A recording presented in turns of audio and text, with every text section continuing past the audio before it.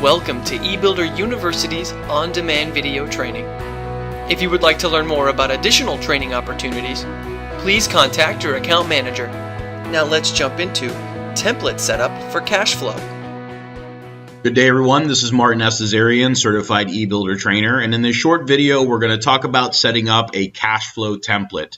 So if you watched the previous cash flow video that I presented on setting up the module, one element of that video that I mentioned at high level was the use of templates. Now, the advantage of using a template for the cash flow setup is that you wouldn't have to do all these settings that we went over in the previous video manually. You could actually set up a template where if, let's say, you are doing the same thing and over again, meaning if you're using the same budget structure or if you're using a similar schedule template across multiple projects, you can create one cohesive cash flow template that brings in those two pieces of information. Again, the main benefit of creating a template for the use of cash flow is making it quick and easy to use, okay? So this is mainly for the administrators watching this video. These are the folks that are typically going to be in charge of setting up templates, and that's what I'm going to show you. And then we're going to run into and apply this template so you can see how it actually works. So the first thing we're going to do is we're going to go to the setup screen, which only our administrators can see. And we're going to select the cost menu. And in selecting cost menu, it's going to open up all the settings for you, including the templates folder. And you will strategically choose the cash flow template. Now on this screen, you will see previous templates that may have been created, maybe from our implementation team, or you will see nothing because sometimes templates are not created. So the first step you're going to take in order to create a cash flow template is you're going to click Add. Now, what it's going to do is it's going to ask you what the name of your template is going to be, and this is simply the unique identifier for this specific template. So it's very important that you use a very unique name and perhaps a name that would be indicative of the type of template that it's for. So a great example for most templates in eBuilder is the project type.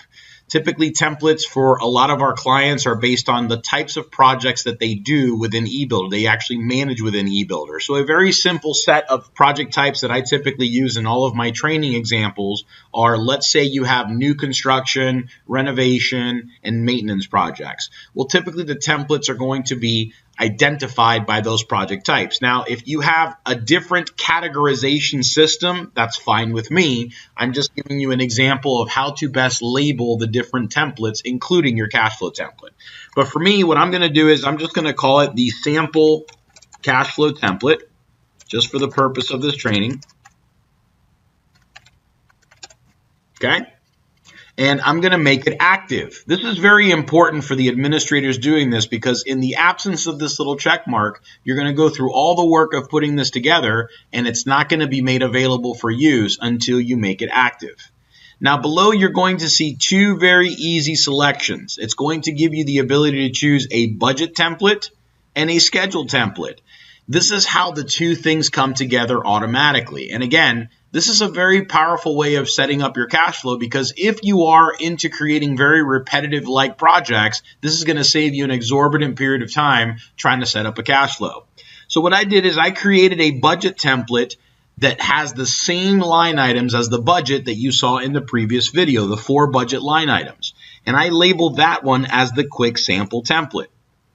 You'll notice that all of them pop up here that says consultants, architectural services, general construction, and the furniture item that we had before.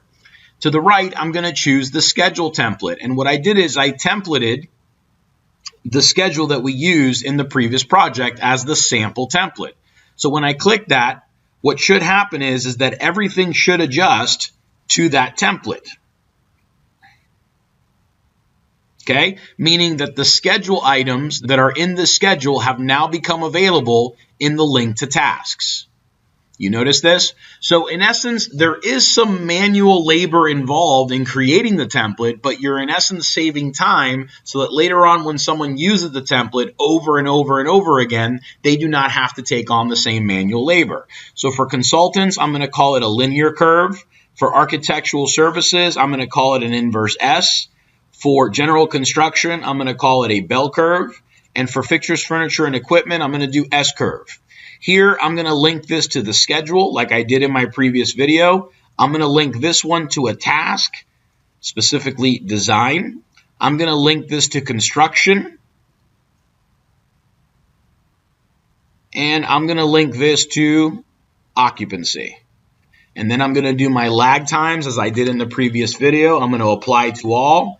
And now my template is created. Now, obviously, most of you are working with projects that have far more line items than what I'm showing here. So I understand that it's not going to be quick and simple to do. But when you put all the effort up front and you create a very nice comprehensive template, it will help you save a lot of time when you're setting up your project. Once I click save, now this template will be available because I've made it active. And notice it's called the sample cash flow template. So what I'm going to do is I'm going to go right back to my cash flow screen, the one that we showed in the previous video. And when I go to set up cash flow, it will become an option in my menu. And upon clicking this option, it will apply the template accordingly.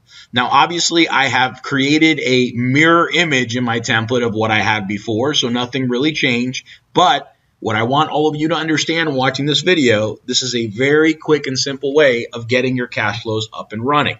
So I want to make sure all of you have these options in mind. Thank you for watching, and I hope you learned a lot from the cash flow videos that I've showed you in this series.